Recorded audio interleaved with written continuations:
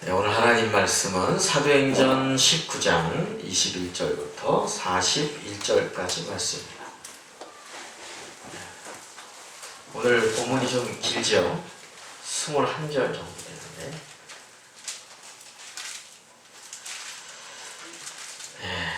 천천히 같이 이렇게 읽도록 하겠습니다. 기니까 오늘은 교독하도록 하겠습니다. 제가 한 절 읽고 그 다음 절 여러분이 읽고 이렇게 교독하도록 하겠습니다. 이 일이 있은 후에 바울이 마게도냐와 아가야를 거쳐 예루살렘에 가기로 작정하여 이르되 내가 거기 갔다가 후에 로마도 보아야 하리라 하고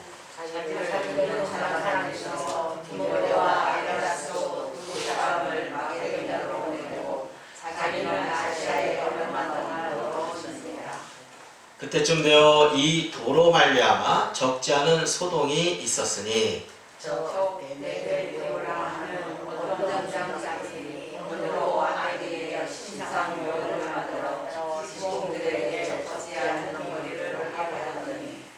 그가 그 직공들과 그러한 영업하는 자들을 모아 이르되 여러분도 알거니와 우리의 풍족한 생활이 이 생업에 있는데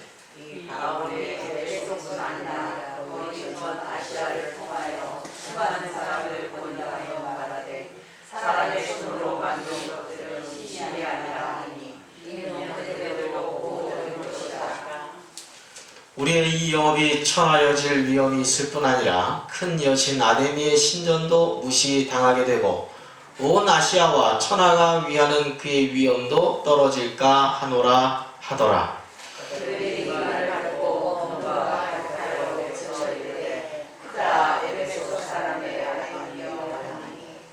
온 시내가 요란하여 바울과 같이 다니는 마게도냐 사람 가이오와 아리스다고를 붙들어 일제히 연극장으로 달려 들어가는지라.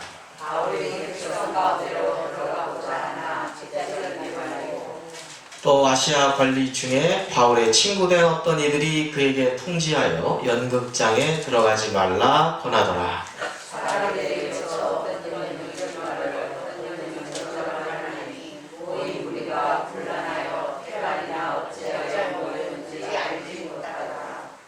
유대인들이 무리 가운데서 알렉산더를 권하여 앞으로 밀어내니 알렉산더가 손짓하며 백성에게 변명하려 하나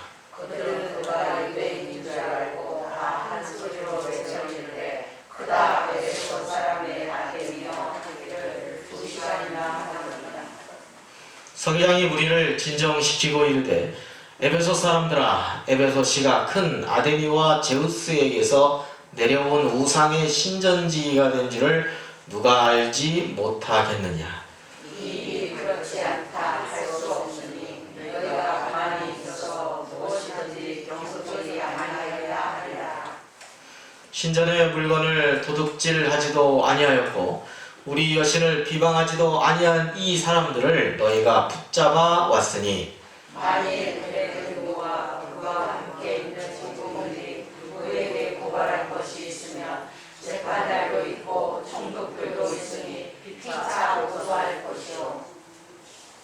만일 그 외에 무엇을 원하면 정식으로 민회에서 결정할지라. 오늘은 아무 까닭도 없는 이 일에 우리가 소요 사건으로 책망받을 위험이 있고 우리는 이 불법 집회에 관하여 보고할 자료가 없다고. 네, 우리 같이 읽겠습니다. 이에 그 모임을 흩어지게 하니라. 아멘. 네, 이번 한 주간에도 주님의 은혜와 사랑이 여러분의 삶 가운데 있기를 주님의 이름으로 축원합니다. 오늘 말씀에 보면 굉장히 잘 모르는 이름도 나오고 지명도 나오고 해서 좀 어려우실 텐데요. 제가 잘 풀어서 여러분께 전달해 드리도록 그렇게 하겠습니다. 자, 오늘 말씀에 보면 사도 바울이 전도여행을 3번을 가는데요. 오늘 말씀은 3차, 3번째 전도여행의 과정 가운데 있었던 일입니다. 이 일이 일어난 장소는 언제냐면 그 장소가 어디냐면 에베소라고 하는 곳입니다. 에베소라고 하는 곳이 굉장히 사실은 어디 있는지 알지 못하시는 분들이 좀 많을지 모르겠습니다. 여러분 터키 아시죠? 터키. 이 터키에 보면 항구 도시가 있는데 그 지역에서 이 시대에는 가장 큰 도시가 이 에베소입니다. 에베소. 그리고 2016년에는 이 에베소가 세계문화유산으로 지정이 되었습니다. 로마 제국 시대에 큰 도시가 4대 도시가 있죠. 물론 제일 먼저 로마가 있겠죠. 그 다음에는 알렉산드리아라고 이집트 땅이 있습니다. 세 번째로는 이방 선교의 중심지였던 안디옥이 있습니다. 그리고 네 번째 오늘 본문에 나와 있는 에베소입니다. 에베소는 이 길목에 있기 때문에 무역으로서 굉장히 번화한 도시입니다.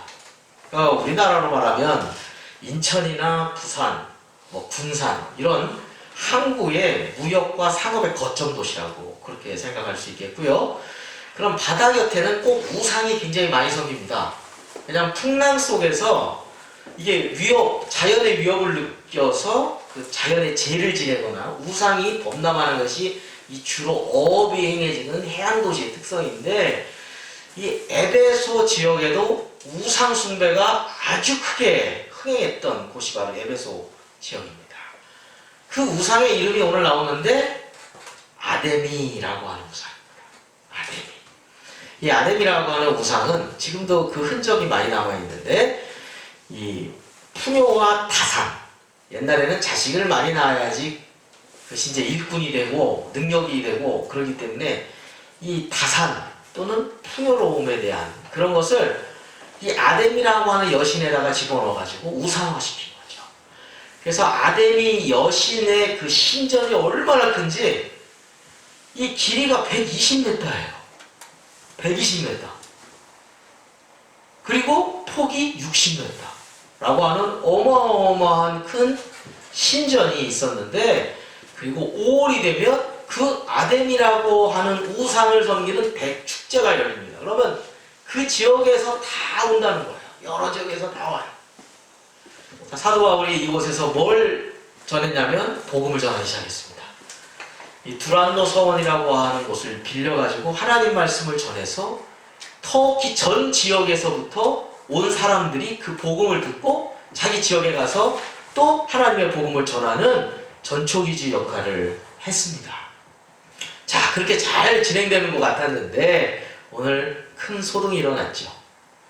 먼저 사도 바울은 자기와 함께했던 사람 일부를 그리스 땅으로 보내요. 오늘 그 성경에는 그리스라는 말을 쓰지 않고 항상 마게도니아와 아가야 이렇게 쓰고 있거든요. 그리스 지역의 윗부분은 마케도니아고 아래쪽은 아가야입니다. 그래서 그리스 땅으로 먼저 보내고 자기는 남아요. 왜 남았냐? 사도 바울이 아까 말씀드렸던 이 아데미 대축제가 있었는데 그 아데미 대축제 세계적으로 유명한 축제니까 다 오잖아요. 그럼 이때 복음을 전해야 되겠다 그런 생각을 가지고 자기가 남아있어요. 근데 갑자기 소요사태가 일어납니다. 무슨 소요사태가 일어나냐면 이 아데미라고 하는 그 아까 우상이라고 했죠? 우상. 이렇게 여신이에요. 요만한 여신인데 그 여신의 모양을 따서 은으로 만든 아데미 우상 여신의 인형같이 생긴 것을 갖다 만들어서 팔아요. 축제에 온 사람들한테 사요. 그건 거의 필수적으로 사람들이 막 사는 거예요.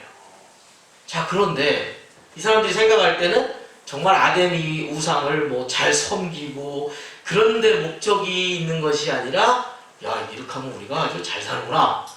이래가지고 풍족한 생활을 위한 도구로서만 생각하지 이렇게 그걸 갖다 이제 팔 걸 이제 잔뜩 기대하고 많이 만들어 놨을 거 아니겠습니까? 근데 그런 사람이 한둘이 아니에요. 너무 많은 거예요. 그래서 조합을 이룬 거죠. 그 조합의 최고 대표자가 오늘 성경에 보니까 사람의 이름이 나오고 있죠? 데메드리오. 데메드리오라는 사람이 중심이 돼가지고 이제 만들었는데 갑자기 사도 바울 일행을 갖다가 고소해 버리려고 해요. 그리고 그 많은 사람들한테 이렇게 이야기를 합니다. 사도 바울이 생각할 때 손으로 만든 건 이거는 하나님이 아닌 거예요. 하나님이 어떻게 하나님 만든 인간이 만든 그 무엇을 갖다가 그것을 신이라고 할 수 있느냐? 손으로 만든 거 이건 신이 아니다. 진짜 하나님을 섬겨야 되고, 그리고 우리가 예수 그리스도를 믿어야 된다. 이제 복음을 전했는데 손으로 만든 것이 바로 자기가 팔고 있는 은으로 만든 아데미 여신이잖아요. 근데 사람들이 사도 바울의 말을 듣고 복음을 듣고 이거 손으로 만든 거 아니냐고, 이거 신도 아닌데 하면서 축제를 앞두고 이게 막 팔아야지 돈이 생기는데 풍족한 생활을 했거든요. 그전에는. 그러니까 되게 부자로 살았던 거예요. 근데 이게 안 팔리니까 이게 다 재고로 쌓이는 거예요. 그래가지고 조합원들을 이끌고서 소요를 일으키기 시작했어요. 생각해 보십시오 하면서 아데미 신전이 여기 있고 우리가 아데미를 얼마나 높이게 생각하는데 저 사람이 이렇게 해가지고 손으로 만든 우상을 섬기지 말라고 해가지고 우리가 이게 지금 경제적으로 큰 파탄이 났다.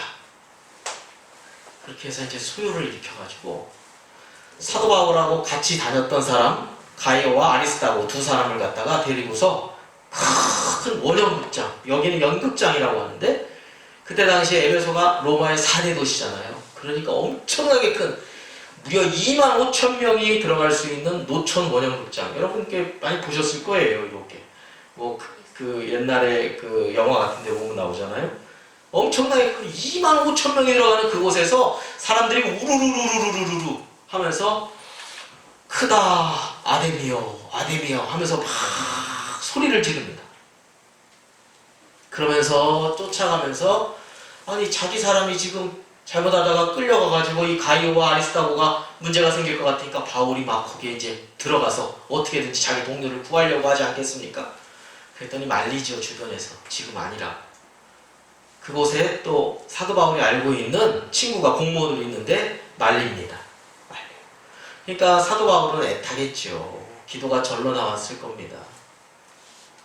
소요를 일으키는 거예요. 그걸 몇 시간을 소요를 일으키냐면 크다 에베소 사람의 아데미여 크다 에베소 사람의 아데미여 하면서 2시간을 소요를 일으킨다. 그러니까 이게 금방 끝날 줄 알았는데 이게 큰 소요가 나니까 그 지역의 행정 책임자인 오늘 본문에 나오는 서기장이 나오죠. 서기장이 나와가지고 이걸 진정시켜야 되지 않겠습니까? 진정시키는데 잘 들어보니까 뭐 잘못한 게 없는 거예요. 그래서 그 아데미 여신상을 도둑질한 것도 아니고, 예? 그리고 아데미 여신을 비방한 것도 아니고, 그거 섬기면 안 됩니다라고 말하지도 않았고, 직접적으로.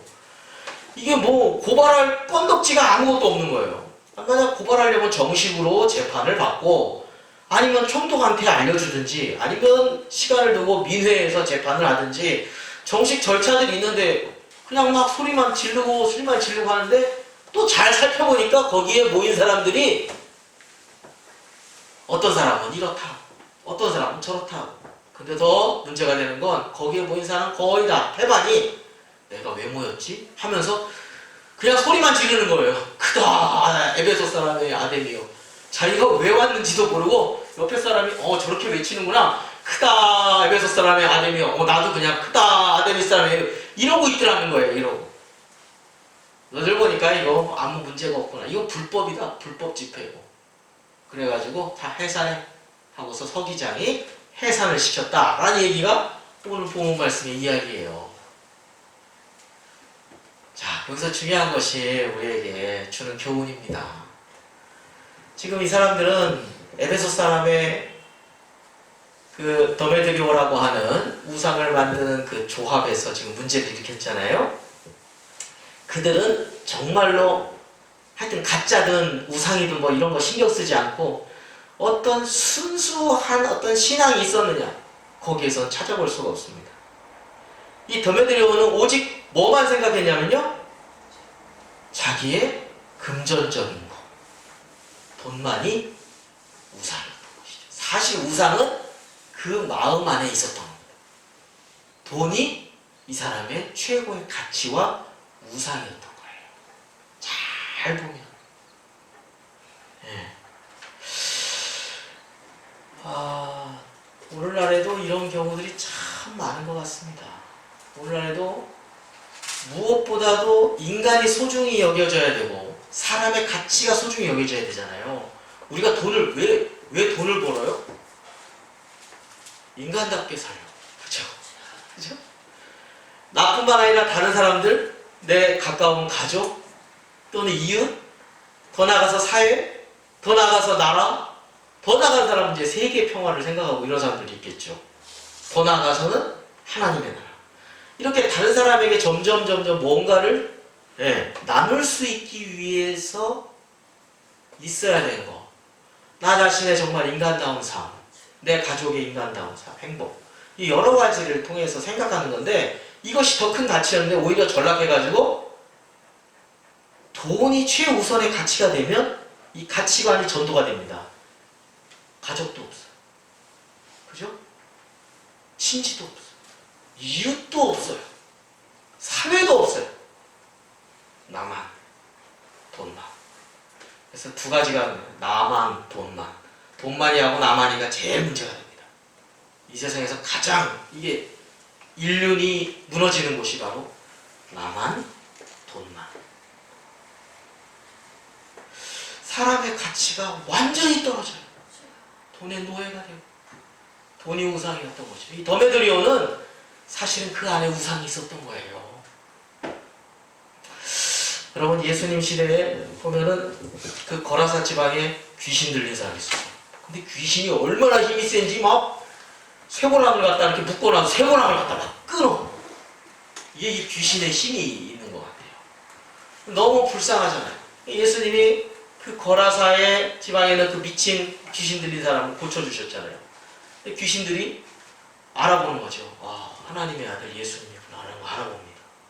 그래서 제발 좀 나를 갖다가 저 돼지 떼가 있는데 돼지 떼에다 들어가게 해달라. 그래서 이 귀신이 돼지 떼에 들어가죠. 한 2,000마리, 3,000마리가 들어갑니다. 그 교회 귀신이 그렇게 많았던 거죠. 그래가지고 강물에 빠져서 뭘 쌓였어요? 거라사 지방에서. 자, 여러분 이렇게 되면 어떻게 될까요? 한 사람, 한 이웃이 영원히 고침받고 건강해졌잖아요. 그렇죠? 그러면 그 지역에 있는 사람들이 피해를 본다 할지라도 돼지가 2,000마리 죽었다 이거잖아요. 죽었다 하더라도 이 사람이 우리 이웃이 건강해지고 회복됐으니 감사합니다. 그리고 피해는 어떻게 하면 되겠어요? 제가 지금 생각할 때는 우리 십시일반 나눕시다. 십시일반 나눠서 이 피해를 우리가 또 함께 회복시킬 수 있도록 합시다. 이렇게 해도 되는데 이들의 목적은 돈만. 우리 돈 재산 없어졌다는 거예요. 예수님 빨랑 나가주세요. 예수님 쫓아요. 뭐만 보이기 때문에요? 돈에 대한 가치만이 최우선이 되기 때문에 그렇습니다. 사도 바울도 마찬가지였지 않습니까? 빌립보라고 하는 마케도니아 첫 번째 성읍에 있을 때 감옥에 갇혔어요. 왜 갇혔어요? 점치는 귀신이 있었어요. 이 사람이 귀신이 점을 쳐주는 거예요. 다 이게 알아보니까 점을 쳐주니까 이게 어떤 사람이 이 사람을 갖다 사버렸어요. 노예로. 너 점 잘 치는 귀신이 들린 넌 앞으로 내 거야. 그래서 몇 사람이 돈을 모아가지고 이 사람을 사버렸어요. 점 치는 대로 다 가져. 그러니까 돈을 그냥 무더기로 버는 거예요. 근데 어느 날 사도 바울이 복음을 전하는데 하나님의 종 하면서 막 이렇게 막 계속 쫓아다니는 거예요. 이게 안 되겠다 해가지고 고쳐줬어요. 귀신이 나갔네. 점 치는 것도 나갔어요. 점이 안 나와, 점이 안 나와. 돈을 못 버는 거예요. 그랬더니 사도 바울을 그냥 감옥에다, 지하 감옥에다가 쳐넣습니다. 막 때리고 해가지고 발에 착고를 채우고. 한 영혼의 건강과 회복보다는 더 이상의 가치가 있었는데 사람들은 돈이었어요. 그러면 이렇게 비윤리적인 행동도 거침없이 하더라는 것입니다. 돈이 모든 것의 가치관이 돼요. 그러면 인간이 보이지 않습니다. 돈만 보이는 사람은 사람이 보이잖아요.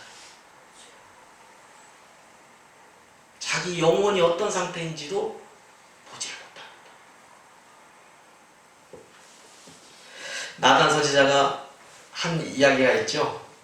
다윗을 책망하면서 다윗이 밧세바를 취했을 때 책망하지 않았습니다. 그래서 비유를 들죠. 여러분 기억하시나 모르겠어요.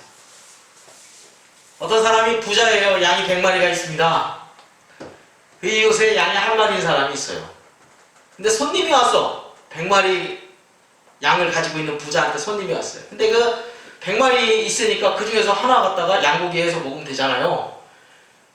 근데 얼마나 이 돈에 대한 욕심이 많고 재산에 대한 욕심이 많은지 자기 거 그대로 두고 한 마리밖에 없는 양 한 마리밖에 없어서 친구처럼 지내는 가족처럼 지내는 그 양을 빼앗아다가 그걸로 요리해서 준다는 거 아니겠습니까? 그랬더니 다윗이 들고 뭐라고 합니까? 그 얘기를 두고 이런 나쁜 사람이 있냐? 당장 처벌하라! 이런 식으로 얘기하죠, 왕이. 나단이 뭐라고 합니까? 당신이 바로 그 사람입니다.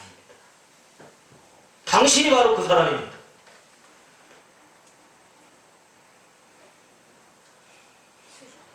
그렇게 얘기하잖아요. 그렇죠?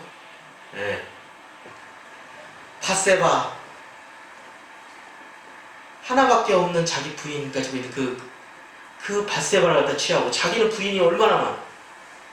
그래도 안 되는 건데 근데도 그걸 갖다 욕심을 부려가지고 그래서 다윗이 이때부터 완전히 기울기 시작. 사람의 욕심이 잉태한 즉 죄를 낳습니다. 죄가 장성하면 사망을 낳죠. 그래서 어떻게 합니까? 낳은 아들이 죽잖아요.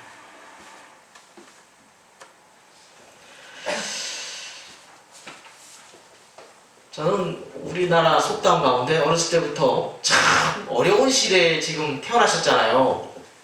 50년대, 60년대, 70년대까지는 우리나라가 북한보다 못 살았으니까요. 그죠? 우리나라가 북한보다 못 살았어요. 전기가 거기는 그냥 수풍발전도도 있고 한데 우리는 전기도 그냥 힘들게 했을 때고 곤노에다가 일본 말입니다 많이 끓음 하면서 마가린에다 비벼 먹으면서. 근데 그 시절에 저는 부모님들한테 들었던 이야기 가운데 가장 많이 듣던 이야기는 콩 한 쪽도 나눠 먹는다고 했습니다. 저는 이것이 우리나라를 부강한 나라로 만들 수 있는 마음의 토양을 만들었다고 생각합니다. 콩 하나가 얼마나 작아요. 그 작은데도 그걸 나눠서 먹어요. 나눠준다는 얘기 아닙니까? 주는 걸 배우는 거예요. 예수님이 뭐라고 하셨죠? 어떤 사람이 복 있는 사람이라고요? 주는 자가 복 있는 자. 그래서 우리나라가 복 받게 된 거예요. 다 같이 못 사는 것이 아니라 함께 더불어 나눔을 통해서 같이 유익을 할 때 하나님은 거기다 더 큰 은혜를, 더 큰 축복을 부어주실 줄로 믿습니다. 이거 내 거야 하고 이렇게 쥐어 있으면 어떻게 되죠? 요것만 내 거예요. 요것만. 그런데 이것을 다른 사람한테 펴서 함께 나누면 이 손에 이거보다 더 큰 이것도 집을 수 있고, 그죠? 이것도 그거보다 더 큰 이것도 집을 수 있죠. 하나님은 더 큰 것으로 축복해 주실 줄로 믿습니다. 디모데전서 6장 7절에서 10절 말씀, 우리가 함께 많이 봤던 말씀인데요. 이런 말씀이죠. 우리가 세상에 아무것도 가지고 온 게 없다는 거예요. 또 가지고 갈 것도 없어요. 이건희 씨 돌아가셨다며 듣기만 했어요. 그죠? 우리 정경희 집사님한테는 문자도 왔다며요. 여러분, 이건희 씨가 재산이 엄청 많은 사람인데 그거 들고 갔습니까? 다 놓고 갑니다. 그럼 그 아들 이재용 씨가 그럼 다 놓고 갑니까? 다 가져갑니까? 다 놓고 갑니다, 여러분. 무슨 얘기예요? 이 세상에 있을 때 하나님이 그에게 맡겨주신 거예요. 이렇게 생각해야 돼요.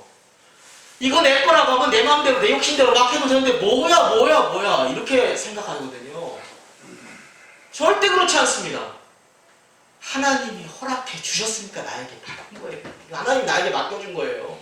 나를 위해서도 사용하지만, 가족을 위해서 사용하지만, 어려운 이웃과 이런 것을 위해서 내가 너한테 맡겼는데 하나님 보실 거예요. 내가 맡긴 돈을 네가 어떻게 사용하고 있는지.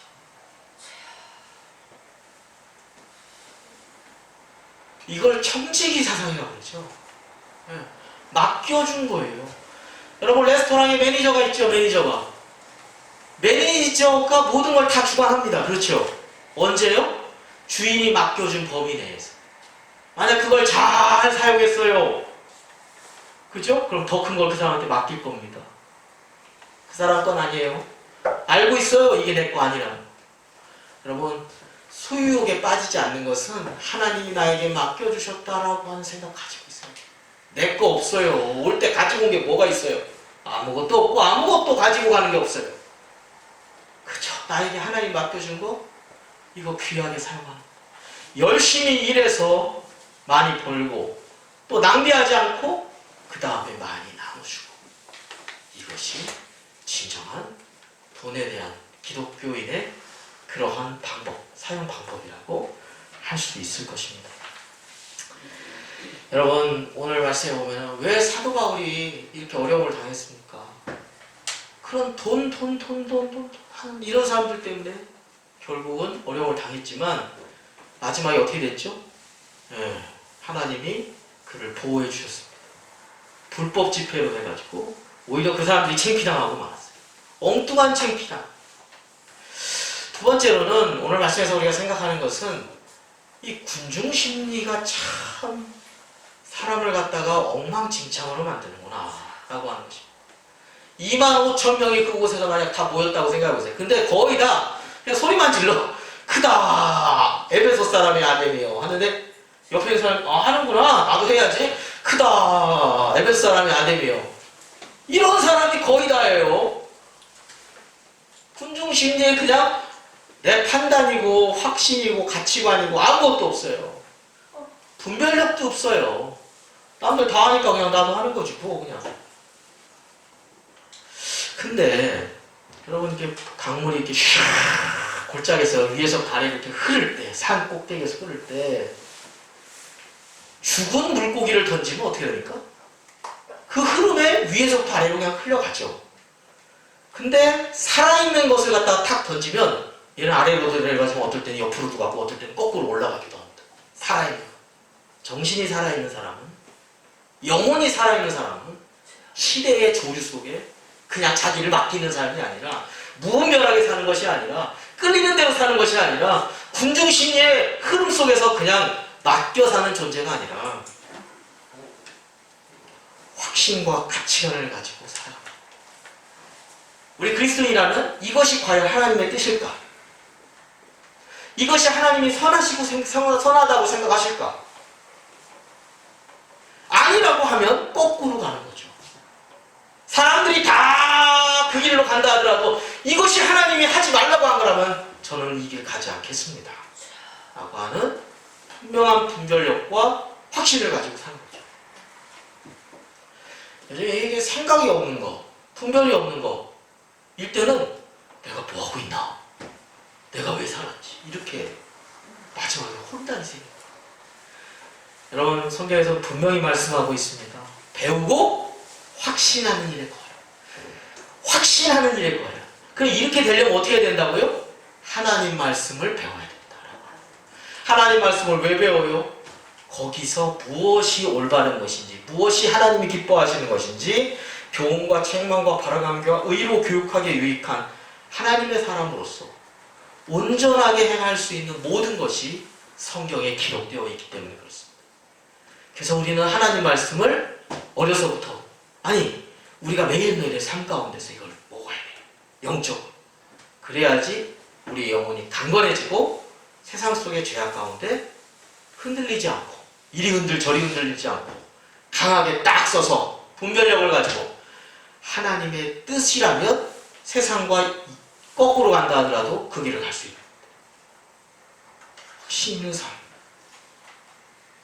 로마서 12장 2절 말씀 이렇게 말씀하고 있죠. 너희는 이 세대를 본받지 말래. 오직 마음을 새롭게 함으로 변화를 받아 하나님의 선하시고 기뻐하시고 온전하신 뜻이 무엇인가? 그 다음에 보니까 분별하도록 하라. 이렇게 말씀하고 있습니다. 여러분, 운명에 맡겨 사는 존재가 아니라 하나님의 뜻에 순종하면서 분별할 수 있는 확신 있는 가치관을 가지고 살아가는, 그러므로 말미암아 하나님께는 영광이요 또 본인에게는 보람이요 이웃에게는 유익함을 줄 수 있는 우리의 삶이 되시기를 주님의 이름으로 축원합니다. 기도하겠습니다.